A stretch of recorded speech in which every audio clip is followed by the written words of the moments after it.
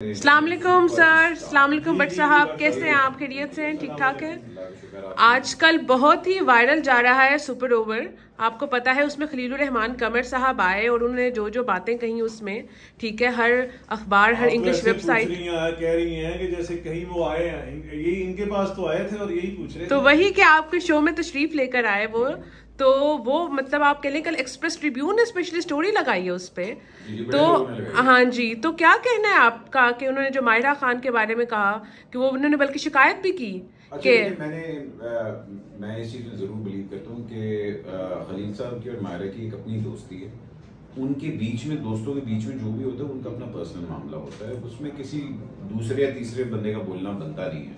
हाँ, मैं ये जरूर कहता हूँ कि पब्लिक में नहीं उसको उछालना चाहिए जितना, और वो पब्लिक इवेंट बहुत ज्यादा बन गया था। तो आई थिंक कि दोनों को ये रियलाइज करना चाहिए कि जो भी हमारी है मिसअंडरस्टैंडिंग, वो एक दूसरे के साथ आपस में बैठ के फोन पे बात कर ले, वो ज्यादा बेहतर है। बिल्कुल ताहिर साहब, जैसे कि खलीलुर रहमान कमर साहब ने बात की थी ये कि जी माहिरा मेरे घर आकर मुझसे शिकायत करती तो मैं सुनता भी, उनको पब्लिकली ऐसा ये नहीं कहना चाहिए था। तो आपकी क्या राय है इस बारे में? मैं तो अहमद भट्ट साहब से भी इख्तिलाफ करूंगा और खलील साहब से भी इख्तिलाफ करूंगा। खलील साहब देखें मेरे दोस्त भी हैं, बड़ी हैं, बड़े 30-32 साल से हम जो है वो प्यार मोहब्बत है।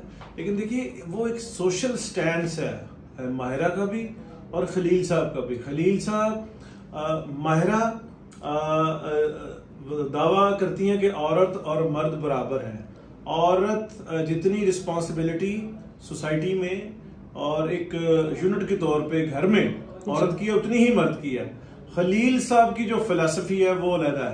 अब जब एक सोशल इखलाकी दर्स की या फार्मूले की या एक उसकी बात हो रही हो जब, तो वो फिर ये नहीं होता कि खलील साहब का मौकफ तो पूरी दुनिया में जाए और मुल्क में जाए और माहिरा खान उन पे जाके घर में जाके कहे कि जी नहीं आप ये क्या बात कर रहे हैं। वो एक सोशल टॉपिक पे बात कर रहे हैं खलील साहब उस वक्त भी, अब भी।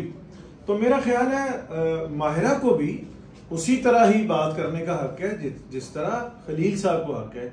और यही बात जो उन्होंने माहिरा के लिए कही, उन्होंने मेरे लिए भी कही कि ताहिर तू तो मेरा दोस्त है, तो तू की होते बकवास कर देती। तो भाई मुझे भी बकवास करने का मीडिया में ही, सोशल मीडिया पे ही हक है। जो जिस प्लेटफॉर्म पे खलील साहब बात कर रहे हैं उसी पे मुझे, मैं बिल्कुल जो है ना वो भट्ट साहब से ये पर्सनल बात नहीं है, ये एक सोशल नाम की बात है। और बाकी both are using the same platform. मुझे थोड़ा सा ये भी बताइएगा कि जो भी उन्होंने बातें कही हैं उसमें सुपर ओवर शो में बैठकर, तो क्या आपको लगता है ये स्क्रिप्टेड था या उन्होंने खुद से ये सारे बातें कही हैं, ये सारे मौके पेश किए हैं? ये जो अहमद भट्ट साहब हमारे प्रोटैगनिस्ट हैं, वो जो बात कर रहे हैं उनके अपने ख्यालात भी होते हैं। उनको टीम जो है स्क्रिप्ट भी मुहैया करती है, रिसर्च भी करके दी जाती है, वो खुद भी रिसर्च करते हैं। तो जो सवाल थे वो इस तरफ से थे।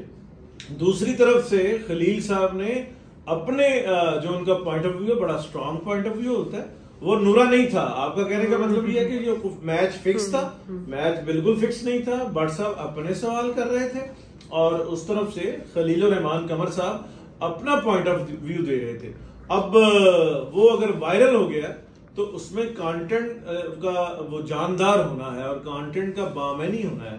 और ये तो कोशिश होती है हर मेकर की, चाहे वो फिल्म बनाए, चाहे ड्रामा, चाहे शो, कि उसकी प्रोडक्ट क्लिक करनी चाहिए। तो ये क्लिक हुआ है, ये हमारे लिए खुशी की बात है।